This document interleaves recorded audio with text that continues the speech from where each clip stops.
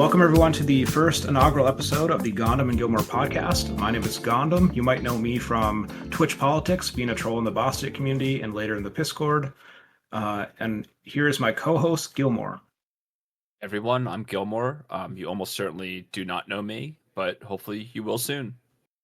Awesome. We are here doing a show together because we get tired of these idiots yapping all day on boring, pointless Twitch panels, and we're just here to tell you guys the truth and nothing but the truth, and be sure to read the BossYetNewsNetwork.com. Let's get started. We have a few segments we're going to go through. We're going to start with small talk, and Gilmore wanted to talk about Taylor Swift's new album, which I found to be a mid as fuck, if not the worst album that she's released of all time. Gilmore, can you defend this new Taylor Swift album? Sure. I think that the issue that people are having with this album is that there are, let's say, 4, 5, 6, 7, maybe even 8 very cringe lines and phrases she uses in the album, which people kind of posted all over Twitter and got very, I wouldn't say offended, but were very put off by. And then from that, people already went in preconceived, that they weren't going to like the album, that it was going to be cringe, which is fair. There are some cringe songs on it, but I think it's not nearly as bad as people make it out to be. So there might be 4, 5, or 6, as you say, cringe lines simply in the song Wood, which we'll discuss more later, where she is talking about Travis Kelce's actual penis, her now engaged romantic lover. I think there might be only one good song on this entire album. I'd say the best song upon my re-listen was Eldest Daughter, I think it's called. The rest of the songs were just almost offensive to the ears, and I truly think it might be her worst album. People were gushing over Folklore and Evermore and even Lover, and I don't think that she's actually released a good album since 1989, would be my position on it. But I'm definitely not a Swiftie, so I'm guessing I'm a little biased. Just to be clear on that, but when you say she hasn't released a good album since 1989, do you mean the year she was born or from that album? No, from that album. But okay. Yeah, I mean, given these last few albums, I might say since the year she was born. So I'm a big stan for Folklore and Evermore, as you may know. Those are by far my 2 favorite albums by her. And I do think this album is far worse than those 2 albums. I haven't listened fully, or at least enough times, I should say, to her last couple albums, so I don't want to say this one is worse than those other ones, which it certainly could be. I'm not sure. I would say of the, 11 or 12 songs, I think, on it, I would say there are 5 decent songs from my review. Would you say there's 0, or just Eldest Daughter is the only one you thought was okay? I think Eldest Daughter is the only one where I looked at my phone and I'm like, I have to remember the name of the song because it's actually decent. The rest of it, it felt like I went for a walk before the podcast actually to re-listen to the album, and it felt like I was listening to it for 2 hours. I thought it was just a totally mid, boring, almost offensive album, not in terms of the content of the songs, but it was terrible. I really did not enjoy it at all. And I can't even say that about Folklore or Evermore. At least those albums are somewhat fun to listen to. There's just nothing about this album that does anything for me. And I think what hurts me deeply, Gilmore, is you kind of pulled this on me with the Sabrina Carpenter's newest album as well. You were kind of teasing that it was a great album, and then you kind of backpedaled on that a week later and said that, it's an okay album. So I felt a little hurt, and I feel like this is just deja vu all over again. So to be clear, to correct the record on that, for the Sabrina Carpenter album, I said originally that I did not like it, and I'm a huge Sabrina Carpenter fan. I thought her last album probably should have was probably the second best pop album of the year, behind Billie Eilish.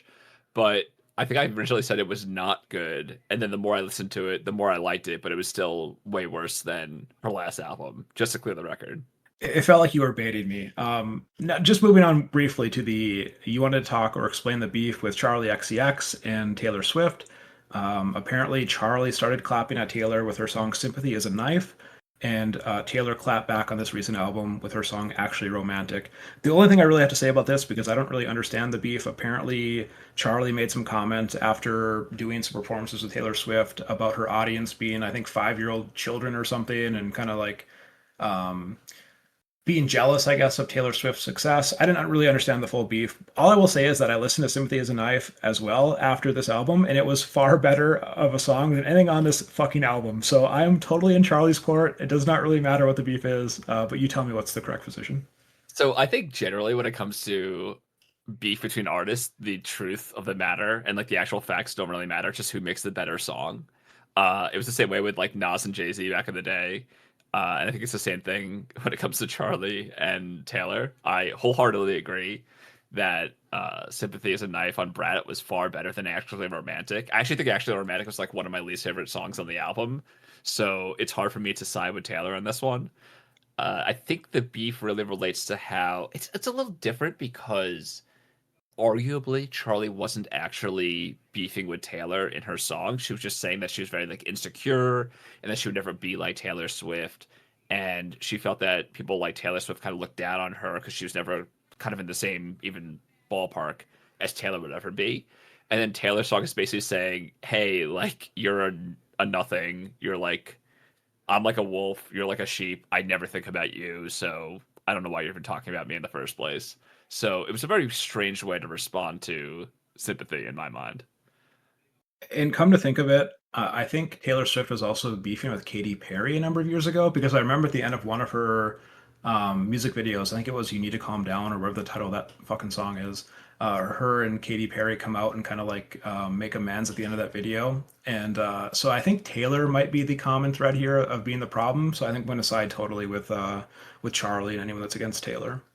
Yeah, I agree. I think there is a lot of beef coming from her end. I think she did the same thing with Olivia Rodrigo too, but I'm not too hip on those issues to speak to too in detail about it. But yeah, I think she has a lot of beef, unfortunately.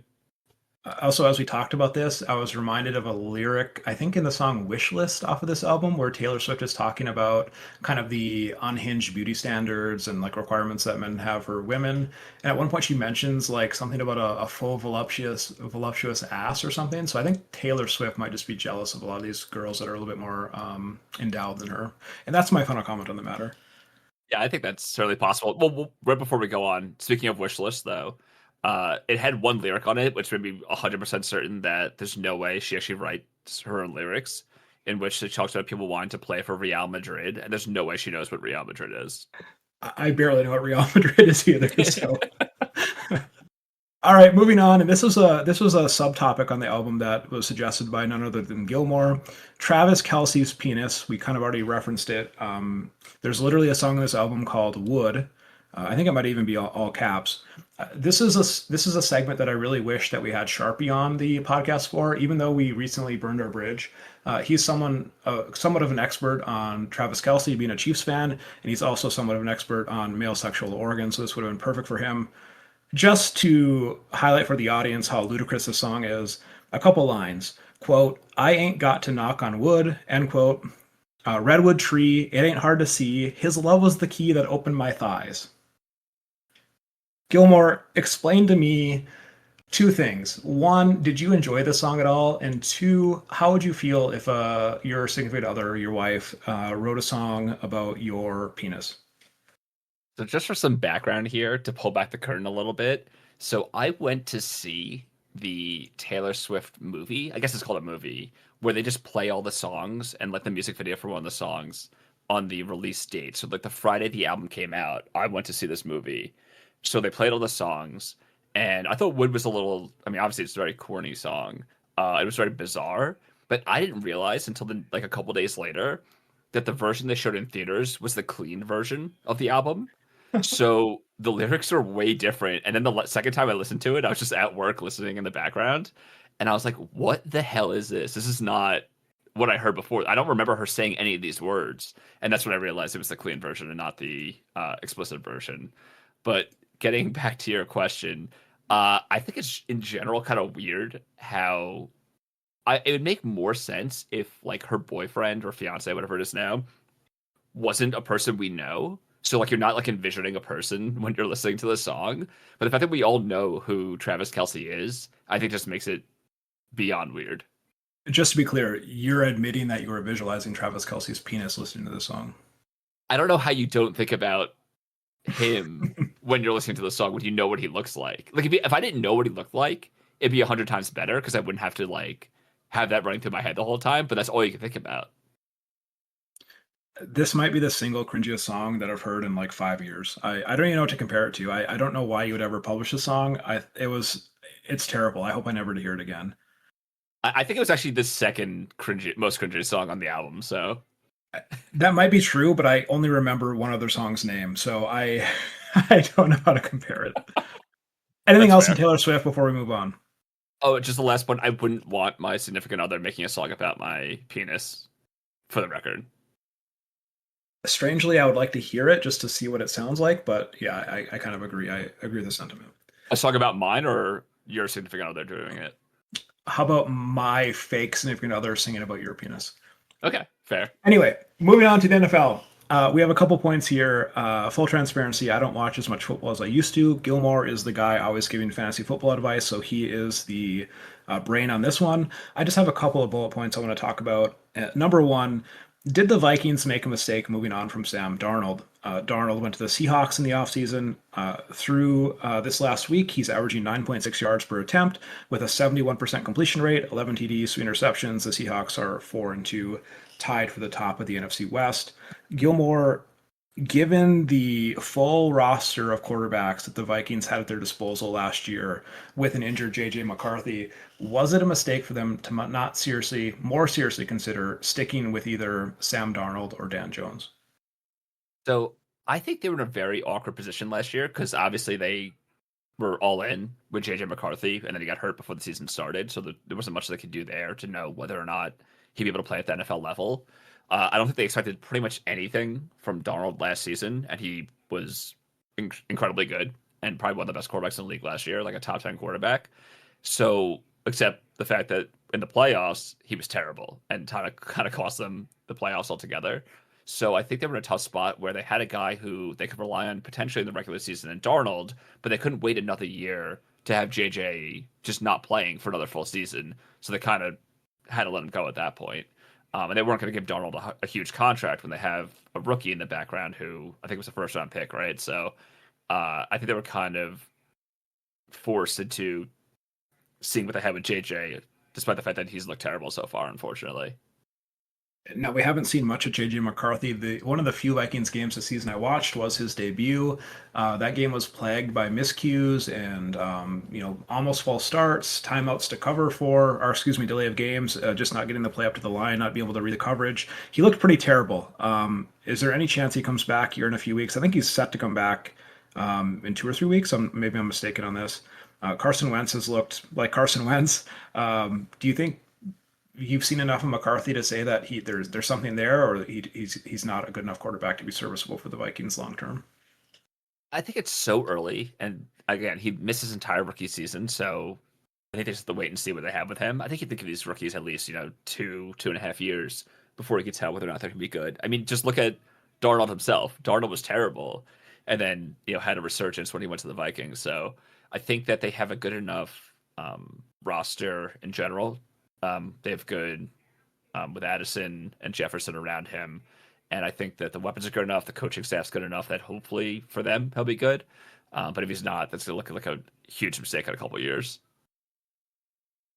All right, kind of dovetailing into the Colts now, where Daniel Jones went. My question for you is: are the Colts actually good? Right now, they're sitting at 5-1.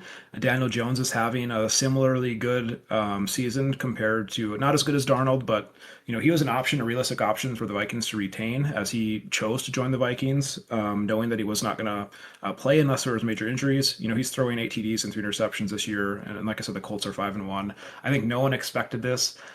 Do you think the Colts are actually good, or is this kind of just a flash in the pan? I think the Colts, I think they'll certainly make the playoffs this year. I can't tell whether or not they're good. They have a really good running back. They have a really good offensive line. And Daniel Jones has looked really good this year, which is kind of out of the ordinary because he had maybe one good season on the Giants. So I think they'll make the playoffs, maybe win a playoff game. But I don't really see them, as a Super Bowl contender or anything like that. Can't say I don't know enough to say anything to challenge that. So just briefly on my Packers, we're sitting at 3-1-1, only team I've really been following this year closely. I think Jordan Love has been sneakily good. He's had a couple bonehead interceptions, Favre-esque almost, but he's been good on his feet as well, good pocket presence, and his ability to rush for first downs and escape the pocket has been really good.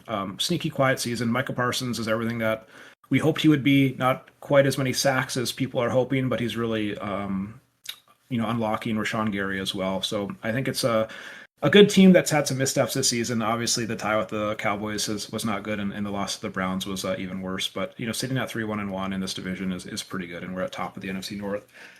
Your Niners have been a little injury plagued. What's the season summary for them so far? I think that's pretty much it. The injuries. I think they just have not been able to stay healthy. They've lost two of their best defensive players for the entire season now, so it's not like they're ever coming back. They have a bunch of guys on offense with Ayuk and Purdy and Jennings and Pearsall and Kittle, who have all been out 1 or 2 games at least, who are hopefully coming back soon to add some kind of reinforcements. But unless they put up, 25, 30 points a game, I don't see them keeping up with most other teams in the NFC. But what I can guarantee, and here's my Gilmore guarantee of the season, is that the Packers will make the playoffs and then lose in devastating fashion in the first round, as usual. Hopefully not to the Niners. Thank you for that. I was trying to think about what I would consider my NFL moments of the year so far, and two came to mind. So I'm wondering if you agree. And I haven't watched as much football as I normally do, but number one is the Brian Dable runs into the medical tent to try to get Jackson Dart back on the field, which has been probably the most meme-worthy. I think you shared even a Sora meme today that's been circulating broadly. I think that is a really funny moment. And the other one I thought of was, and this is probably not in the top of other people's minds. I just thought it was hilarious. Scatabo after the game last week, ripping off his shirt with Ryan Fitzpatrick on the desk after the field. One, what do you think of those two moments, and anything else that comes to mind when you think about this season so far? It's funny that your two biggest moments are both from the same game, and I can't really disagree with you that they are two very memorable moments. I think Jackson Dart and Scatabo, as much as I love both of them, I think they'll definitely suffer concussions at some point this season, possibly headbutting each other after scoring a touchdown. I think they're both psychotic. And Dart, you see his chain he wears during the game too. Yes. It's really incredible. So I'm really excited to see what these two guys do. I actually saw a video the other day of the top 5 Jackson Dart moments, and none of them were on the field. It was just off the field stuff that he did while in college. So I'm excited for him to pave his way through the NFL this year. I think the fact that those two moments came from the same game betray how little football I've watched. I have watched a few of the Steelers games as well. I mean, this is Aaron Rodgers' last season. He was a big part of my childhood as a Packers fan, and so it's been good to see him have some success in Pittsburgh. The other funny moment there is I think it was after or during last week's game when his offensive lineman came and celebrated behind him, and they kind of collapsed on the field as he jumped up on his back shoulders. I'm not sure if you saw that, but Rodgers got up and was pretty pissed. But it's been fun to see him have a somewhat successful season so far. And it's sad that the Rodgers era is coming to an end. I think he just made it to 5th all-time passing as well last week. So it's just been fun to watch him in his final season. He had a couple other good moments in that game too. He had one with the flea flicker play. Did you see that? Yes, yes. When it seems like, I mean, I haven't looked into it further after the game, but it looks like he handed it off to the running back, and the running back threw it back to him for a flea flicker, but the play wasn't actually a flea flicker. And Rodgers kind of bring him out after the play. And then the other thing which isn't funny, but is kind of insane was he 41 years old? How old is he at this point? He has to be 40, 41, yeah. Yeah, he threw a 70-yard pass on the Hail Mary, the last play of the game. I don't get how you could even have a shoulder after that. It seems insane to me. That was a vintage Hail Mary Cardinals or Lions-esque, except he didn't convert. So yeah, it was amazing that he could throw that far. I'm not sure why he's so angry this season. Maybe the ayahuasca did not really kick in the offseason, but it'd be really cool to see them do something in the playoffs as his last hurrah. Maybe it's illegal if we're in Pittsburgh. I don't know.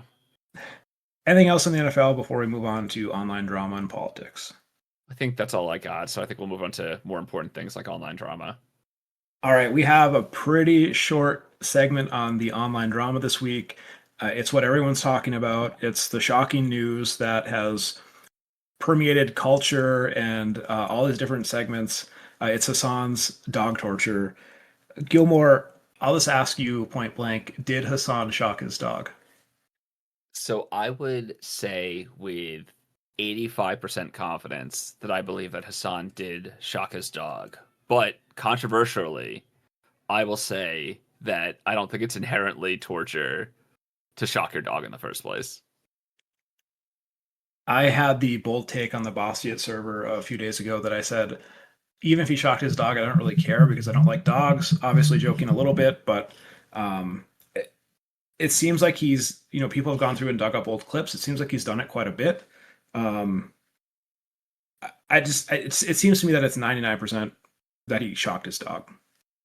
I think the tough thing here, I mean, not even the tough thing. I think the bad thing here is that if he's just doing it to keep the dog confined to that small area, that seems crazy to me. And I don't know, like, even if that is the case, like, why is he doing that? Is it just to get people to watch his stream to like see a dog sleeping behind him? I don't really understand it. Yeah, I think the intent is to keep it in frame for the podcast. So if that's the case, I think that I still wouldn't say that's necessarily torture. Like, there's been people that I've seen use shock collars around me, but it seems a little fucked up, I guess. I don't know. Have you ever tried one on yourself before? No, my sister's dog had a shock collar for a while because this was the type of dog where it would bark at a squirrel 2 blocks away crossing the street, and so they tried to use a shock collar at some point to train it to be um, I don't know, more obedient, I guess is the polite way to say it. But I imagine they hurt because a couple times the dogs yelp pretty bad. And I think even Kaya in that clip, audibly yelps. Yeah, I've tried it. I must have been in high school, I guess. I was at a friend's house who had a shock collar for his dog, and I can't remember if it went to like 100 or 10 or whatever the rating was, but I think I put it on like somewhere between like 5 and 7, and felt it, and it was like a weird sensation. It wasn't like being electrocuted. It was like kind of like a burning kind of sensation. So maybe just the rating was too low, but I certainly wouldn't do it to my dog. So I don't know. Maybe I'm just like a kinder person than Hasan, but who knows? I've never had a dog. I've never been around dogs that are trained very well. Honestly, if I had some of the dogs that people had that I encounter, I probably would shock it all the time. So moving on to where the memes translated into real life during the New York City mayoral debate, Hasan was actually denounced by Zoran Mamdani. Do you want to talk a little bit about that, Gilmore? Yeah, so he was kind of baited into this by our Lord and Savior Andrew Cuomo. By our, I mean everyone from the Northeast, of course, who loves Cuomo. And he said to Mamdani that basically he wouldn't denounce Hamas. And he also said that he wouldn't denounce Hassan Piker, like the next line, based upon the whole, the U.S. deserved 9/11 line from however long ago. And so at that point, Mom Donnie had the choice to either, disregard the question, respond specifically in line with what Cuomo was kind of baiting him into saying, and then he gave a pretty iconic clip talking about Hasan. I find the comments that Hasan made on 9/11 to be objectionable and reprehensible. Did you watch the rest of the mayoral debate? I watched some clips here and there. I kind of know how I feel about it. I mean, Cuomo's been the public eye forever. Uh, Curtis Sliwa is a crazy person, but is very entertaining. So I kind of get it at this point. I don't think watching a debate's going to help anymore. Did you watch any of it? I watched like the first hour. That Sliwa is a character for sure. I think the latest Polymarket poll, or I guess predictive market, said that Mamdani has a 90% chance of winning, so it's not looking good for Cuomo, particularly if Sliwa stays in the race. So hopefully he drops out soon. Yeah, I don't see Sliwa dropping out. Did you see the clip about the parades, about attending parades? No, you have to fill me in. They were asking them if they were going to attend like all the parades that the mayors usually attend, so like lead the parades or whatever the hell it's called. And Curtis Lee was like, "Of course, I will go to all the parades as the mayor. I will make sure I'm at every parade. Don't worry about it." And Bob Donnie was like, I mean, I guess I'll go to some of them. I don't know. Like, I'm kind of focused on, being the mayor and like getting pricing down." And Curtis Lee was like personally offended that he wouldn't attend all the parades. Must be a big tradition in that neck of the woods. I did see the clips where was it Mamdani confronted Cuomo about, have you ever visited a mosque? And I thought that was pretty cringy. Kind of the state of politics, I guess. But yeah, it was pretty cringe. That the moderators were pretty terrible. The questions were not very insightful. So yeah, it's just entertaining, and that's about it.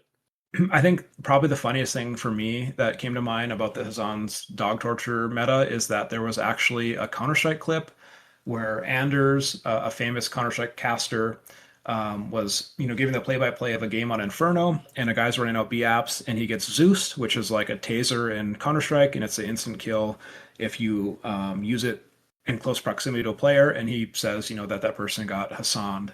So that was probably the funniest crossover of this internet drama that's been talked about everywhere from Counter-Strike to the New York City mayoral race, and now on the Gohndim and Gilmore podcast.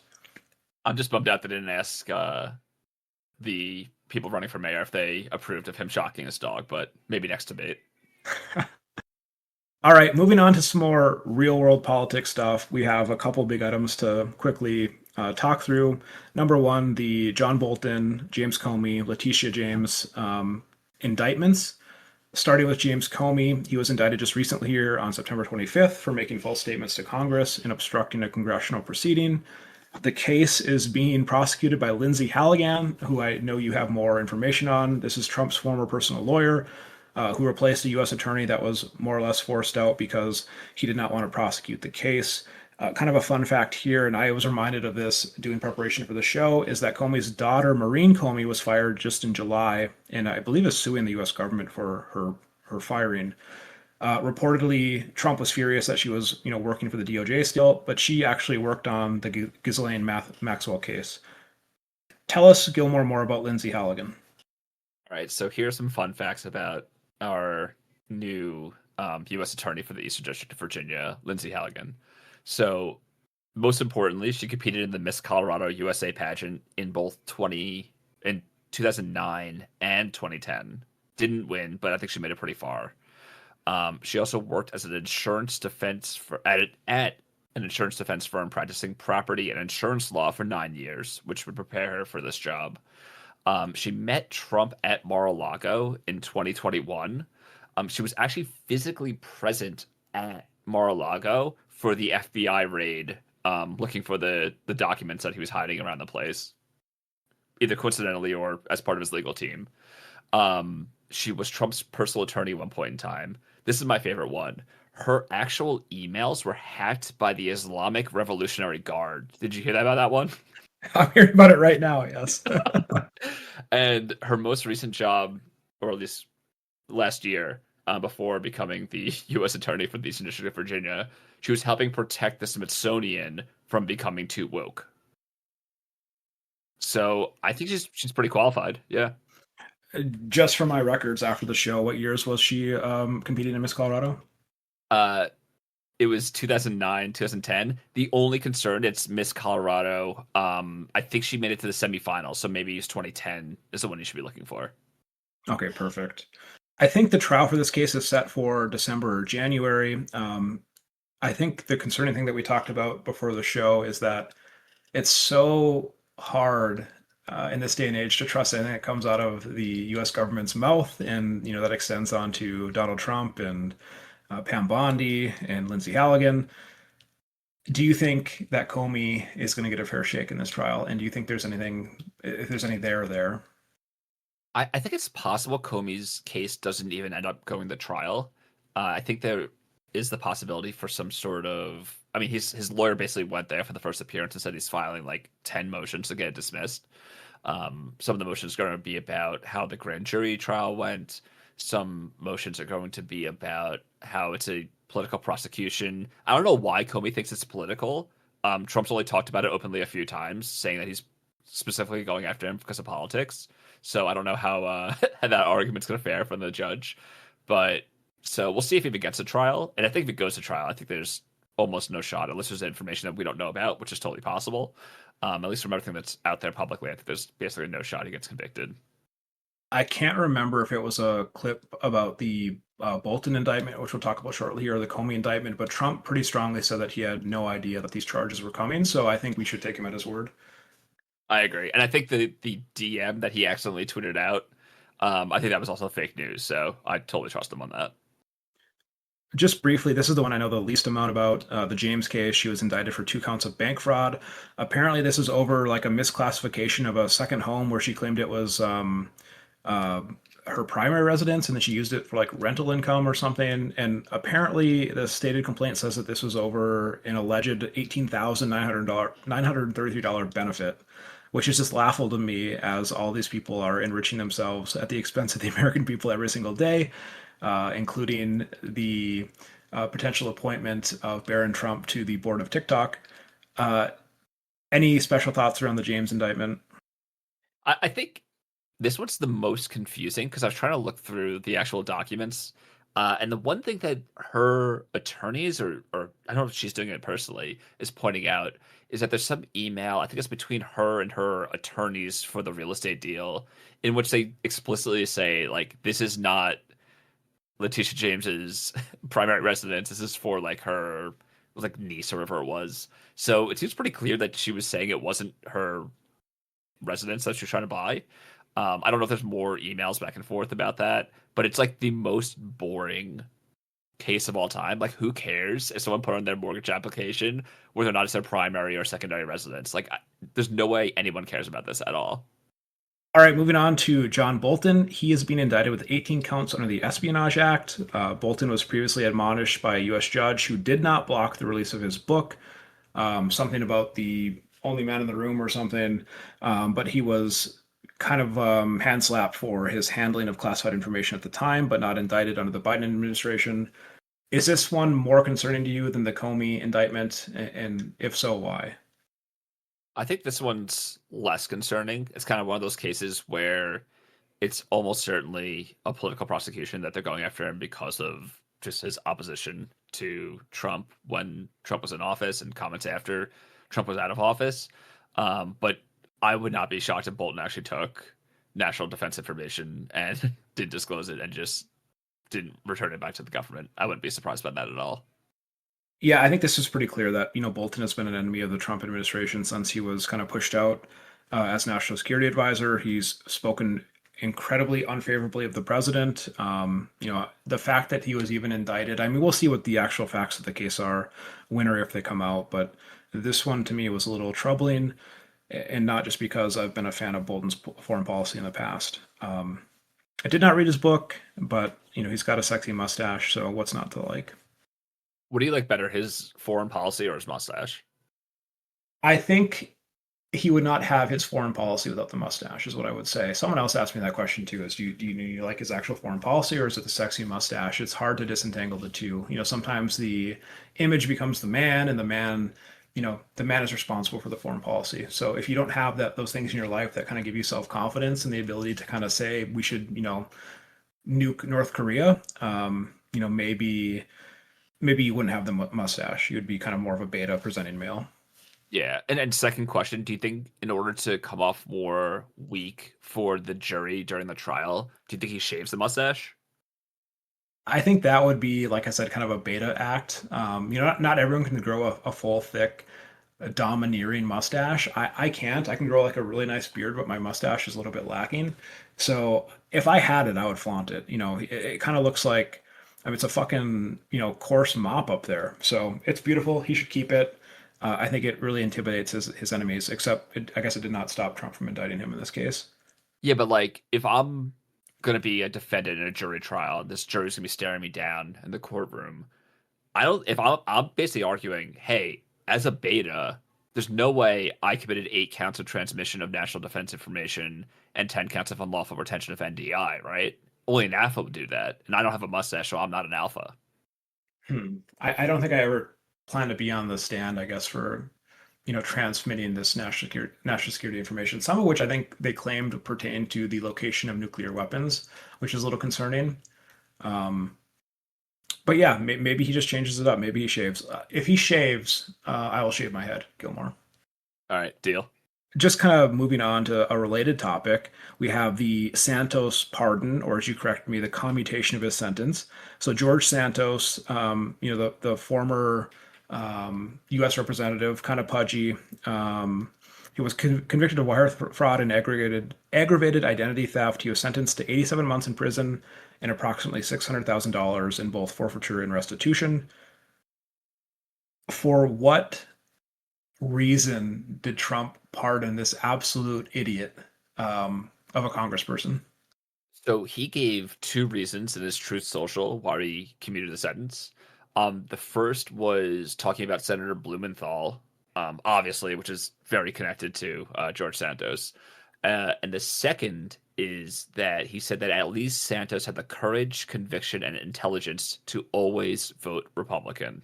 So totally, clear, obviously not corrupt, obviously very good faith reason to commute a sentence. And remind me, how did Trump end that? It was something like, good luck, have a good life, George. Something along those lines, yeah. It's like a sitcom ending, kind of. So this is someone who was clearly guilty, convicted on multiple charges. I think in one case wasn't he also stealing like COVID funds in some aspects for his campaign? I mean, it was a long list of charges. 87 months in prison. This is supposed to be the campaign that ran on Law and Order, that is holding people accountable, like they say they're doing with Bolton and James and Comey, and they commute the sentence of this, bumbling idiot. I guess what I'd ask you, given the recent events, were the late Biden pardons justified, and what would have happened to people like Anthony Fauci and those on the January 6th investigative committee if they were not pardoned by late in the hour by Joe Biden? I think it's pretty clear that those pardons were totally justified at this point. They'll be even more justified if any of these people are actually found guilty somehow in their trials. Although I think it's possible Bolton will, but I don't know much about that one, the actual background facts. But even going through the process for a federal indictment is not a fun process. You got to show up in court, you get arrested, potentially perp walked. So it's not a fun time. You got to pay out of pocket for an attorney. Although I'm sure people are, charitably giving their services to these people to try to, get them off and get their name in the papers. But I think it's pretty clear that he did the right thing in pardoning all these other people. I think by now, I would say by the end of this year, if they weren't pardoned, I think Liz Cheney probably would have gotten the death penalty by now. Liz Cheney might have been executed in the streets, like hind and quartered, like William Wallace, and sent to the four corners of the realm. I can't even imagine, given what's happening with Robert F. Kennedy and the war on vaccines. And I think, have we not had like confirmed measles outbreaks now in multiple states in the last couple months? I'm not sure what they would have done to Anthony Fauci. And what makes this all the more funny is that it was admitted by Trump in the last 2 or 3 weeks that he had a booster for the COVID-19 vaccine, and so he's fully vaxxed, and maybe he has cancer. Yeah. He loves the vaccines. I mean, this was Operation Warp Speed. I mean, he saved America, and now apparently COVID causes autism and Tylenol does, and there's something about like, is it circumcised or uncircumcised? I can't remember which one is kosher now. Yeah, they might have actually shot Fauci on live TV and people might have celebrated it. I think 100% people would have celebrated it. Whether or not he would have been shot on national television or like deported to some like poor African country is unclear, but I think that he's sleeping easy with his pardon. All right. Kind of to more recent news, we have the government shutdown. We're 18 days into the federal government being shut down. Republicans are blaming the Democrats. Democrats are blaming the Republicans, a tale as old as time. My question to you is, are Democrats choosing the right fight and being very intentional and saying this is over primarily the expiring healthcare subsidies? So I think it's actually a good idea on the Dems end. I think, at least from what I've heard, is that people get their new insurance premiums in the mail, what their increases are going to be without those subsidies. So people are going to get things in the mail that say like their insurance is increasing by like 50%, 100%, whatever it may be, at the same time that the government is being shut down, and the Democrats are saying we're not agreeing to reopen it until we deal with this issue of these increases in the cost for healthcare, which makes sense to me. So I think it's a smart idea.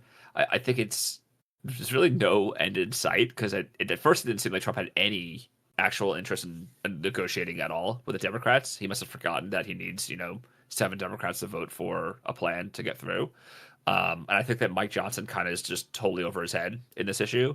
I don't think he's kind of like a guy who like got like the golden ticket to become the speaker and didn't ever expect it actually happening, and now is trying to deal with all these issues which he has no idea what to do. So that's kind of how I see it.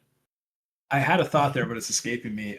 What I wanted to ask about is, Is it in some sense better just to let the Republicans fuck this up and increase costs on millions of Americans? I think there was one report that I read, and it's been a while, so I could be misremembering, that said it would disproportionately affect Republicans in red states. I'm not sure why that would be the case. If it's because, typically they're lower income and that's where the subsidies are skewed towards. But from in my opinion, it'd be better just to say, hey, this is Trump's mess. He made it. These were all the Republican representatives that said, this is what we need to do. We need to fix healthcare by getting rid of these subsidies and just increase the costs on millions of Americans. You think that would be a losing strategy by the Democrats? No, I think it makes sense for the Dems to just kind of wait it out until they got a good deal on the table. The ironic thing that is definitely going to happen, though, is that they're going to work out a good deal where these premiums get decreased. And the Republicans who were against it, once it is agreed to, they're going to claim credit for it. So they're going to be like, hey, look what we did. We actually, worked out a deal to lower premiums when Democrats didn't want to do it. So I'm very excited for the first Truth Social by Trump's claiming victory on that. And I think to date, since 2015 when Trump ran the first time around, the only healthcare plan that he's really ever presented was during a debate in the primary where he said all he said is he was going to erase the lines around the state. And he was pressed on that. And he said, he kind of doubled down and said, we're going to erase the lines around the state. And no one really knows what he means by that. Of course, they failed to repeal Obamacare with, John McCain's, late hour thumbs down. But the Republicans have no solution to healthcare. It's just Obamacare bad. Obamacare has raised costs. So I say, let them raise the premiums. And, I don't know, maybe I'm just a cynic, but, fuck these Republicans in red states, the rural Republicans. I don't care if they're paying $600 a month more or whatever it's going to be in healthcare, thousands of dollars a year, likely in a lot of cases. I just really can't be bothered to care about these people at this point. Obviously, if it impacts, Democrats, and old people, that's a bad thing. But they're making their beds and they should lie in it. I just can't be bothered anymore. Well, you also left out one point. I think he did go pretty in depth about it in one of the debates with Kamala Harris in the last primary when he said that he had concepts of a plan. So we can't leave that out. That's true. That's true. But you can't give the plan away because that would be kind of, yeah. I forgot. Why would you give your plan away when you have your opponent like 10 feet away from you listening to what you're saying? It doesn't make any sense. That's true. And Kamala didn't really have a platform other than transing the kids and just being woke. So he didn't want to give her anything, solid to run on. That's actually smart. Yeah, that's why he won. Kind of one meme topic on the government shutdown. Did you see the AI? I've called it the Mexican sombrero videos that they made of Schumer and Jeffries, talking about how they're shutting down the government to give illegals healthcare. Did you see any of those videos and the response from JD Vance? I have not. The only video involving them I saw was when Trump had them in his office with the Trump 2028 hats. But please enlighten me. I'm not sure if I could summarize them. I would just implore our audience to go and look them up. They were some very tasteful AI memes. And JD Vance more or less said that once the deal is done, he'll take them down. But just I don't know what to say. It's par for the course for this administration. It kind of reminds me of the videos of all the people that were taking of the the portraits of the presidents when they went to the Charlie Kirk Presidential Medal of Freedom Awards, and you have the Biden auto pen there, and it just amazes me. Like if Democrats would have done this kind of shit to Republicans, how upset you'd have all these fucking Republicans on Twitter, and it's always one-sided. And it's frustrating, but what can you do? So if you were the next president and you had to do a meme picture for Trump, what would you use? Probably the most recent one where it looks like he's got a vagina on his throat. I can't remember. Was that like a Time photograph or were they just making it as a the cover or whatever it was? That was the cover of Time. I couldn't tell if that was actually the cover of Time or if someone just put that on there because it'd be a funny cover of Time photo, but I might actually use that one because it looks terrible. The classic one is his golf one where he looks like he's like 1,000 cheeseburgers over his daily allowance. Just a plumpy fellow. The booking photo where he was he booked in New York City for a second? I forget which. I think it was the Georgia one, right? Or that was Georgia. I can never remember. Yeah, I think he likes that photo though. It's the tough part. I don't think he would like it as his official presidential portrait, would be my Oh, guess. maybe. Yeah, that's true. And his followers would not. So the fact that all these Republicans are like ha-haing about this, it's pretty cringe. But speaking of cringe, let's move on. We have Trump's historic world peace. If you did not know, a few days ago we woke up and basically all the problems in the world were solved. I started seeing headlines on Twitter and infographics saying that Trump had solved 8 wars in 8 months. I later saw a graphic that said it was 7 wars in 9 months, and there was a couple of variations there. I think he's claiming to have solved 8 wars, and we'll talk a little bit about some of them. And there was a campaign on the heel of the announcement of the Israel-Palestine deal that Trump should be awarded the Nobel Peace Prize.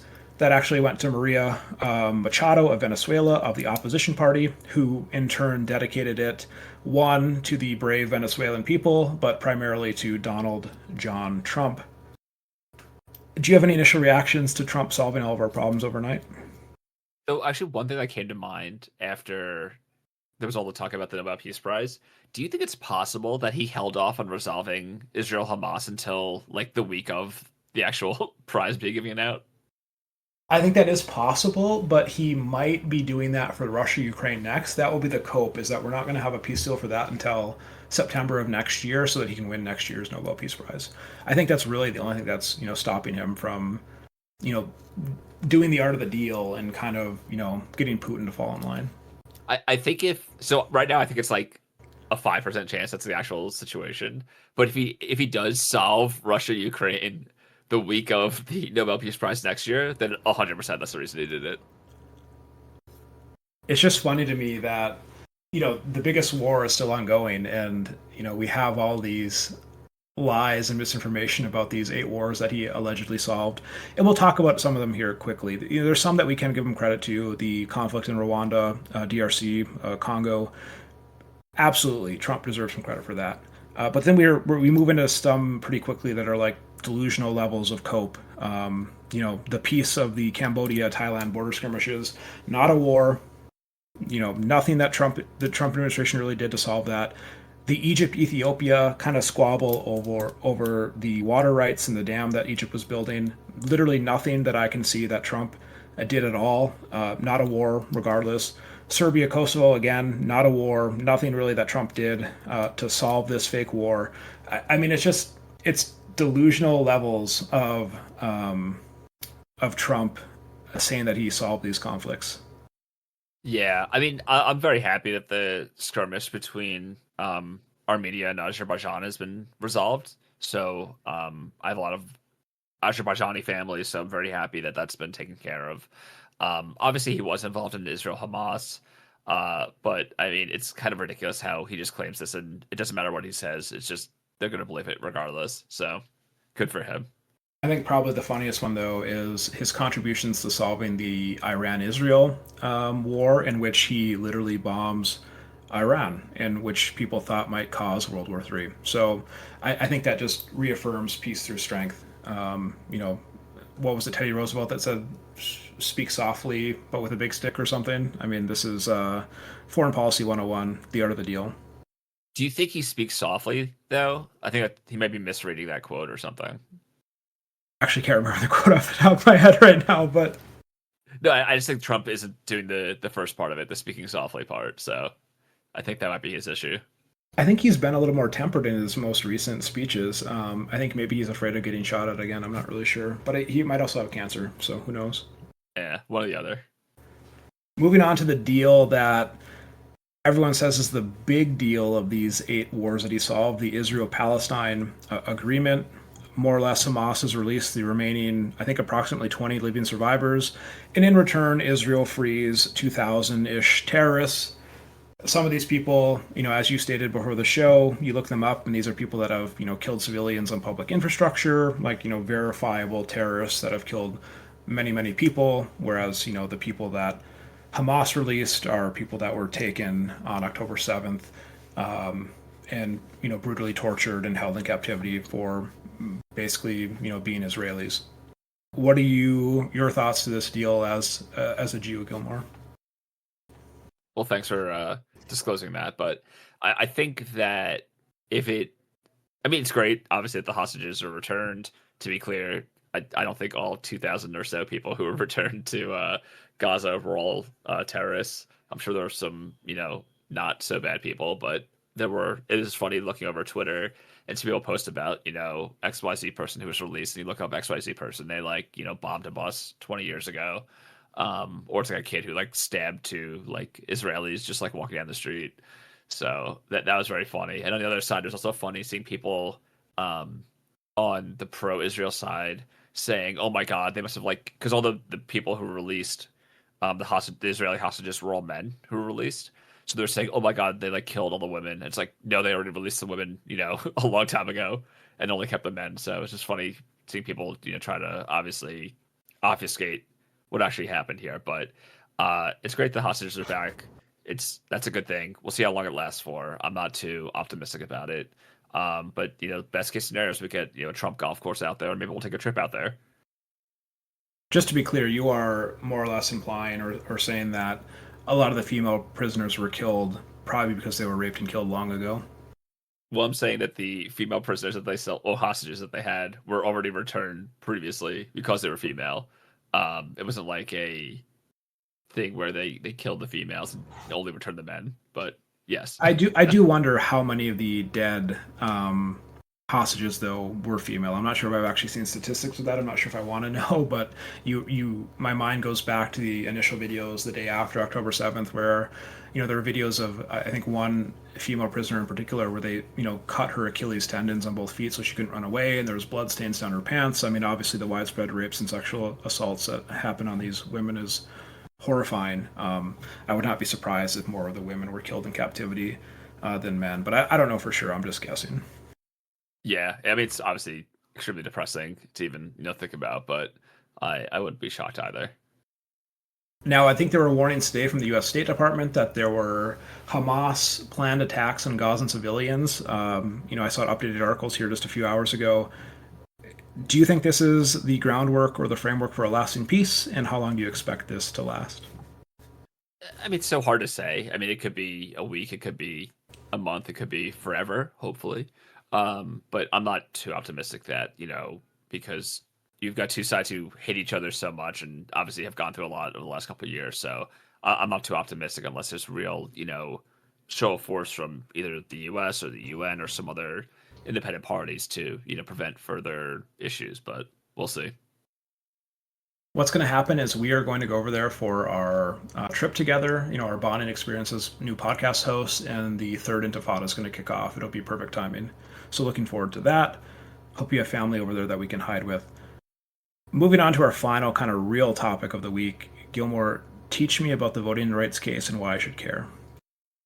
Yeah, so the real basics here is that a lot of states generally like to draw maps. The people who are in charge of drawing the maps like drawing maps in their party's favor. So, say for example, the population of a state is 1/3 Democrats, 2/3 Republican. They'll draw the map so Democrats get far fewer than 1/3 of the seats when the votes happen, and the other party gets way more.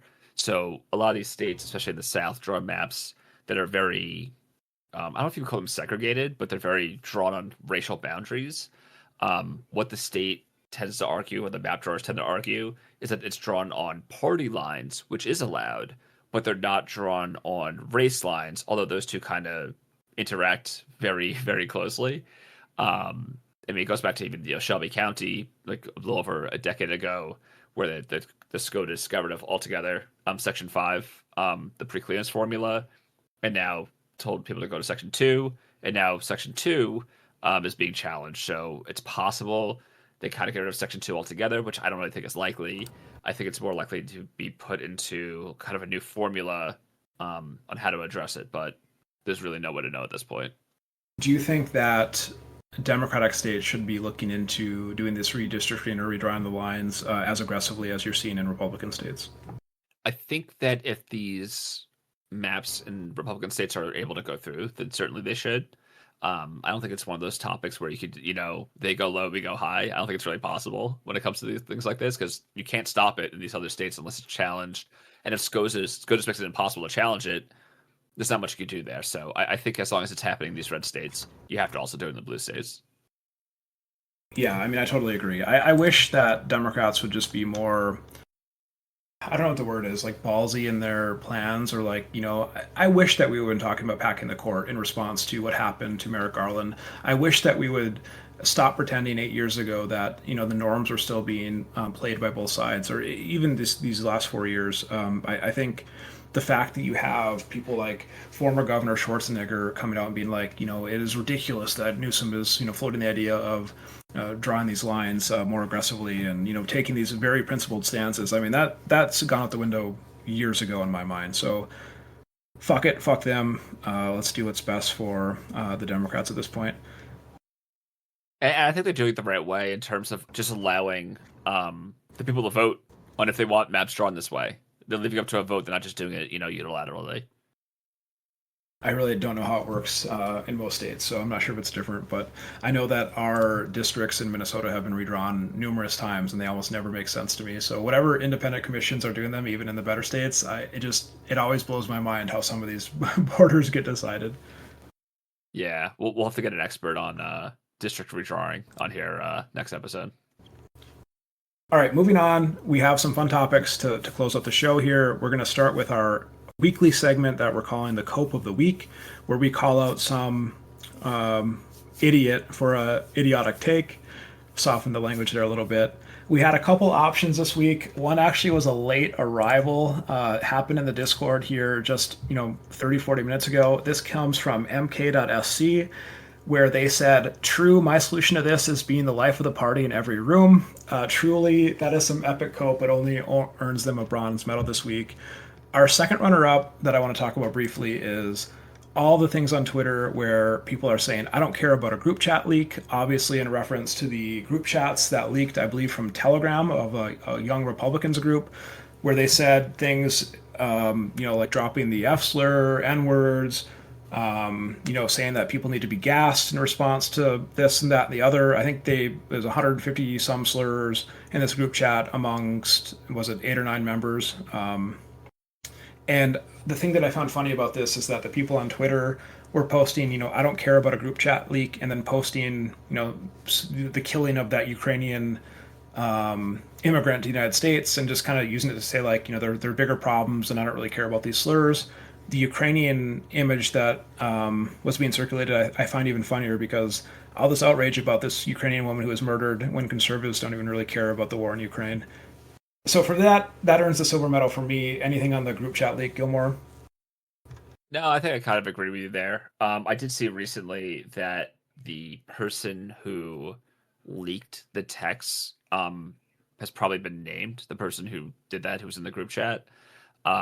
Because I think they were like messaging back and forth with like the reporter who actually did the report. So I'm curious to see what happens to them. But yeah, I totally agree. It's ridiculous that, they just don't care because it hurts their party. That's the only reason. I don't know why they have to make it about, this poor girl who was murdered. But yeah, it's kind of disgusting. All right, and moving on to our winner of the first ever Cope of the Week from the Gohndim and Gilmore podcast, we have none other than Robert Knorr of Normal America with Rob Knorr. For those who are unaware, and if you're listening to this podcast, you probably are aware, he is a big, and I mean big, opponent of Pisco Liddies. They've debated numerous times. Really big guy, not so big in his numbers on Twitch and YouTube, but a big guy. And he had an epic crash out this week, and we're going to play a clip for you of that right now. I do not do that. And that's not what I'm saying when I say I'm above these people. I'm not making a claim I'm smarter than them. I'm making a claim that I have proven myself through these debates and my ability to have serious debates that I don't need the fucking Jerry Springer show. I don't need it. Fuck them. All right, what you just heard was Rob Knorr crashing out about unfavorable treatment on some shitter Twitch panel where he claims to be above everyone else. He claims to be the best debater of all time, and it's kind of, he crashes out a lot, and particularly in his conversations with Pisco, but this was an epic crash out worthy of Cope of the Week. Any thoughts on this clip, Gilmore? Well, first off, us at the Gohndim and Gilmore show want to give a congratulations to Mr. Knorr on his first place victory here. we both adore Rob Noor, and just so the audience knows, Gotham and I actually met via Pisco. So, we both used to be huge fans of Pisco. Since this crash out, I think I might be leaning more toward Noor on their prior debate. So I just want to give Nora's props. And secondly, so the audience knows, we have no context for what this crash out was about. We just saw this clip and thought it was really funny. So again, really have to give props to Nora on his speech here. Yeah, congrats again, Nora, for the big award. You deserve it bigly. This is really the biggest award we've ever given, and we hope that you become a big fan of ours. All right, moving on. We have some questions from our Discord. If you want to ask future questions from us, join the link in our show notes. We have a pretty active Discord, and there's a channel called Mailbag Questions where you can ask us. If you ask a good enough question, it will make it on the podcast. The first one comes from Matt. He asks, if there were going to be massive protests against the current administration and you could unilaterally control the goals and demands of the protest, what would those goals and demands be? He was asking this in context of the No Kings protests that happened today. I drove by one, but I was a little bit early, I think, for my area. It was not very well attended compared to the spring protests. And what's funnier is that Matt followed up this evening in the Discord and he said, quote, I went, it was bullshit, from Matt. And we also had another confirmed attendee of No Kings from our Discord, Marlo, who said, quote, it was a lovely demonstration. And while we're on the topic of Marlo, happy anniversary to Marlo coming up here soon. We always love to see that.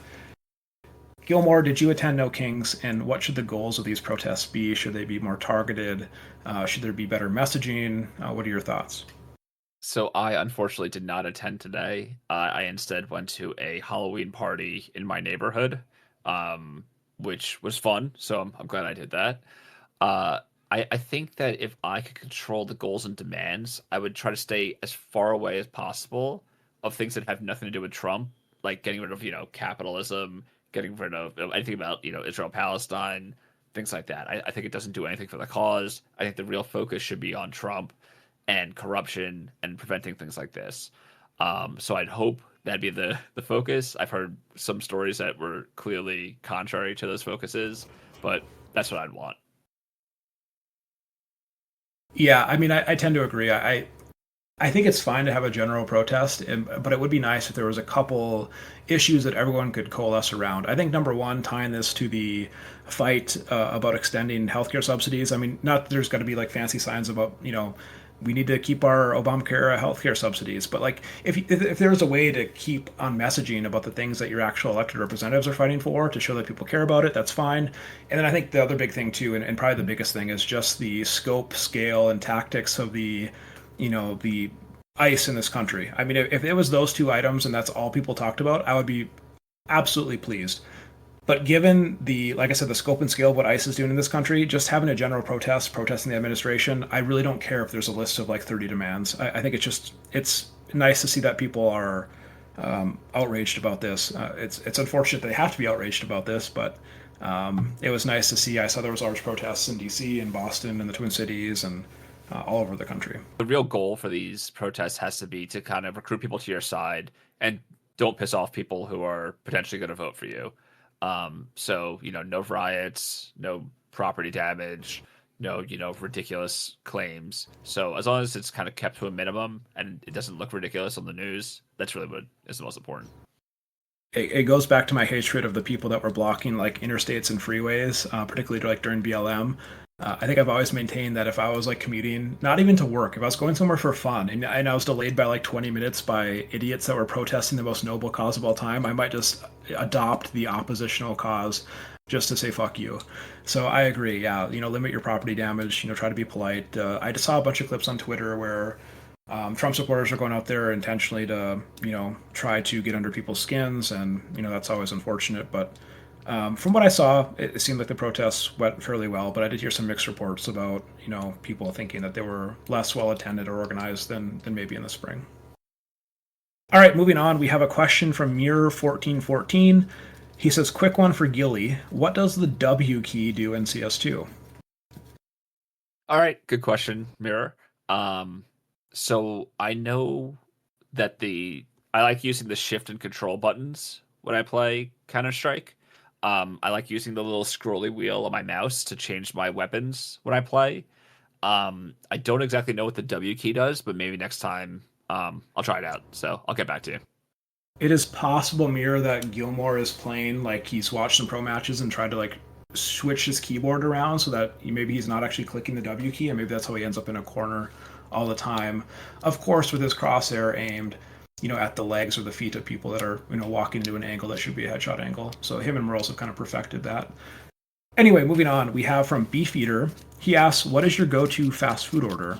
I'll start. I'll be really easy. I have fast food very rarely, unless I'm like traveling for work. Then I'll usually just go to like McDonald's or something. But the only place I go to with any regularity is Dairy Queen, which I know is an odd option, but they have like a $7 meal deal. It's like a chicken strip basket, and you can upgrade to a small blizzard. So I do that probably quarterly, maybe once every 2 months, and that's literally the only place I go to multiple times in a year, basically. So that's what it is. So I also don't eat fast food that often. Would you consider like Dunkin' Donuts fast food? I did not know they actually serve food. I think I've been to a Dunkin' Donuts one time. Well, I mean, other than donuts, do they serve like breakfast sandwiches? Yeah, so the only thing I would order remotely regularly is I like getting this like a $6 deal at Dunkin' that's a breakfast sandwich and a medium coffee. So that I guess would be my answer if that counts as fast food. Do you think I was going to say, does Dunkin' Donuts serve donuts? Yeah, I don't know. I'm not sure if you consider that fast food or not, because like there's even like Starbucks serves food, and I don't think I've ever ordered food from Starbucks either. Like not even like a fucking cookie or whatever they have. I think I've just ordered coffee, so I don't think I'd consider that fast food. I know there's a debate around if pizza is like fast food if you order from like fucking Domino's or Pizza Hut. I think most people consider that fast food, but I rarely order pizza. Like I think I've ordered Domino's maybe once in the last 2 years. So the only other fast food I would get then, so I get Domino's every once in a while, although I had a bad experience a couple times ago. I got pineapple pizza for the first time, and it gave me food poisoning. So I kind of laid off Domino's for like 6 months after that. So Domino's, Wait, and I also... wasn't that just recently here? Yeah, it's pretty bad. I haven't had it since then. It was terrible. That is my go-to pizza, Hawaiian pizza. So we're enemies now. Well, I liked it. It tasted good, but I think it gave me food poisoning. And the only other fast food I ever get is the Impossible Whopper at Burger King, but that's about it. Oh God, vegans out. Okay, moving on. From Deegs, he asks, if there was a trolley that had Gilmore on one side and Ariana Grande on the other, what would you say to Gilmore before pulling the lever to make the trolley hit him? And I thought this was a fascinating question because I hate to break this to you, Gilmore, but I'm probably pulling the lever. This might shock you, but I listen to a lot of Ariana Grande, and I haven't seen her in concert yet, so I need to see her one time before I die. If this was like after I've seen her in concert a few times, maybe I don't pull the lever, but I think what I said in the Discord is I'd say I'll see you in Valhalla, brother, but I'd probably say something, a little bit kinder, like I'll take care of your wife, like I would do for Mir as well. That's fair, and I appreciate that. Thank you. One late question that came in is Quagsire was asking, what does Gohndim mean? Maybe we can give a little bit of lore on our names. So Gohndim is the name that I picked. Oh man, probably, I'm trying to do the math, like 20-ish years ago. Well, I just made it like a name in an RPG, and I've kind of just stuck with it. I use it almost everywhere. Steam, Twitch, Discord, our podcast. So it's just a really dumb name that I picked many, many years ago, and I just stuck with it. Someone told me at one point that was like Vouch's lore as well. I didn't know that. I'm a little concerned by that, and I'm trying not to read too much into it. But tell us what Gilmore means. So mine has kind of a long backstory. So when I was a kid, I used to watch Gilmore Girls, and I really liked the show. So that's why I chose it. That was a long backstory. I mean, anything else to say there? That's about it. I just like the show Gilmore Girls, so I chose it and stuck. Perfect. We appreciate that. As I said, that was our mailbag for this week. If you want to ask us a question, please join the Discord and type something interesting. Not every question made the show. There was a lot of trolls this week. Moving on to our final segment, we have a segment here called Quickfire Questions. Each week, one of us, either Gilmore or Gohndim, will write some questions for the other. I have just 11 quick ones this week. We're going to go through. These range from just basically nonsense. We're just going to get Gilmore's instant reaction. Maybe in future shows we'll start a little timer with some fast-paced music as we go through these, but we're just going to hammer these through just really quickly here, and then we'll have our outro and say goodbye to you good folks. Gilmore, are you ready? ready for your first set of quickfire questions? Can't say I'm ready, but let's go for it. All right, number one. Who is winning the Super Bowl this year? I would say... Gotta be quick, gotta be quick. I'll give you the Packers. I love it. What is your go-to pizza toppings? Well, maybe pineapple, but at this point, it's really just... I like jalapenos and hot sauce. Whatever doesn't give you food poisoning, got it. Will Trump die in office? I don't think so. If the White House had to be painted any other color than white, what color are you painting it? Very, very, very light gray. Oh, God. The maximum amount of miles you would walk to vote if you had no other forms of transport. Do I get off work for that day? Sure. Assume you get off work. I would walk 10 miles. No, 15. One way or both ways? Okay, 15. Yeah. The ideal time to go to sleep. Midnight. Who will be the 2028 Democratic presidential nominee? I think Gavin Newsom. How much cold hard cash would you need right now to retire? I could do $1 million. Cookies or ice cream? Ice cream. How many downloads will our first podcast episode get? Or I guess views? Ever? The first 3 months. I'll say 300. And finally, just to get you on the record one last time, did Hasan shock his dog? I believe he did. All right, anything you want to say before I give us a little outro here, Gilmore? Thoughts on the first episode? I think, I hope people enjoyed. I hope they tune in for future episodes. And obviously you can catch us wherever, you find podcasts, which hopefully you know by now if you've gotten to this point in the episode. Yeah, so I'll just say thank you everyone for listening to the first and definitely not the last episode of the Gohndim and Gilmore podcast. We plan on releasing episodes weekly. Be sure to check back in a few days for our first bonus episode, and we'll see you next week for episode 2. Find all of our links in the podcast description, and be sure to join the Discord server. Thanks again for listening. Adios. Bye-bye.